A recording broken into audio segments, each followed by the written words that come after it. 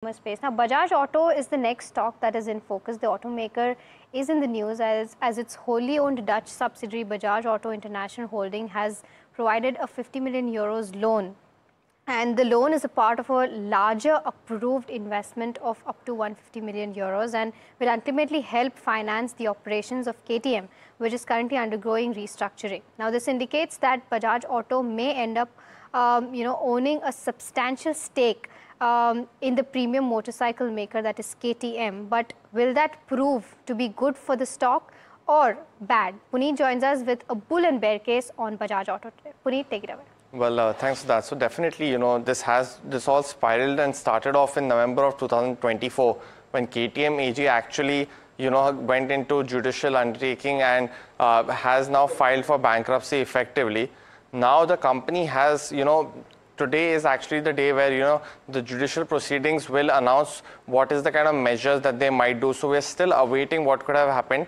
But before that, the company today has announced that they've extended a loan of about 500 million euros or 450 crores in terms of INR to KTM AG. Apart from that, they also invested roughly 1300 crores from the India entity to the Dutch subsidiary as well. But you look at the first bull and bear case, and it's specifically this with the context out of the way that, while KTM has filed for restructuring and now the application currently, we'll see what the result is specifically and what the creditors agree to. That's definitely going to impact the sales, and that we saw that in the quarter gone by as well. 50% of the sales were down for KTM in this particular quarter, while ownership of a brand like KTM, and we're still, while the jury is out, if Bajaj actually goes ahead and invests substantial equity as well, that will be something to watch out for as well. The second one's, of course, KTM roughly currently sells 5 times more bikes globally than it does in India. In India is roughly about 60 to 70,000 bikes. But the overall share in terms of exports of Bajaj is just about 2 to 5%. So the kind of capital outlay this might need, it will be more of a global play rather than a domestic play, because the domestic sales have anyway been growing at a steady pace in the mid-single-digit growth as well. We look at the third bull and bear case now, where specifically, it could cater to the developed markets once acquired.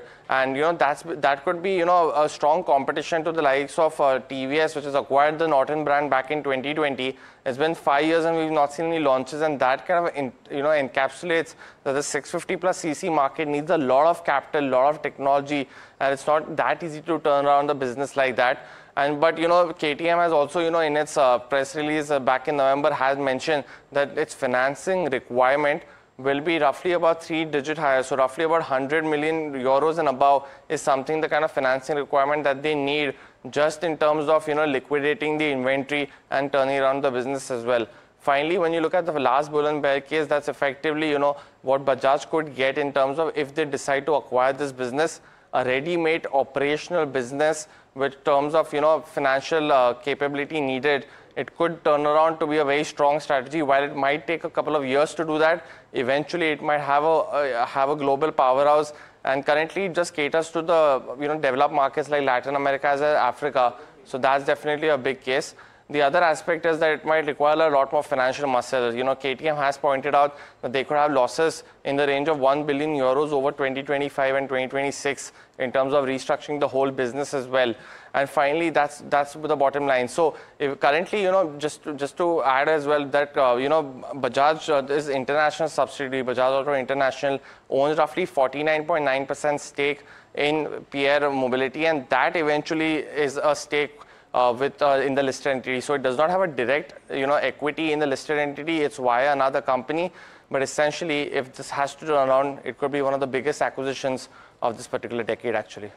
All right, Puneet, thank you so much for joining us and taking us through the bull and the bear case on Bajaj Auto. This one is also off significantly from the top. Well, at one point in time, it was trading at around, well over 12,500 rupees per share. And it's now at around, 8,400 odd. Nirav, are you a bull or a bear on Bajaj Auto? Well, I think Bajaj Auto has disappointed. I think it's fallen from the 13,000 levels to currently at 8,400, and even at the current prices it looks expensive, because if one were to take into compare it with Hero MotoCorp trades at just around 15 to 16 times trailing 12 months, and Bajaj Auto at around 28 times trailing 12 months. So I think even after having seen the significant correction, this is the state of affairs. No doubt the performance is improving, but I think still we continue to face global challenges and headwinds. And of course, what they do with KTM is they will have to tread very, very cautiously because the global scenario is not that comfortable at this point of time. So with the kind of the initial losses which will have to be borne, I think that will also be taken into account by Bajaj Auto going forward. And considering the fact that they are a very conservative management, cash-rich company, I think they would be reluctant to go ahead with at this point of time. So I think overall, I'd like to stay away from the stock at this point of time. Right. And Kush, how are you viewing at Bajaj Auto as a stock? Yes, it has fallen from its peak of around 12,500, but it has seemed to be taking support around the 8,400 level, something that it did a month back as well, right?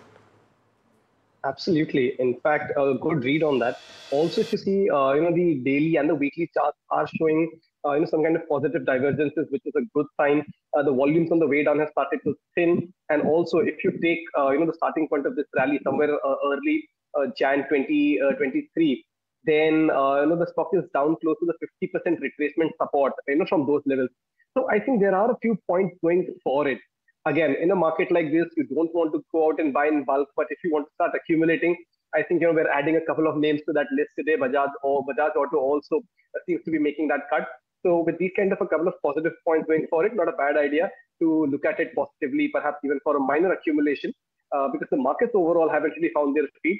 So the stock could see some dropping, but independently, the stock does seem to have, attempting, a base, not in fact not a recovery, but at least a base formation.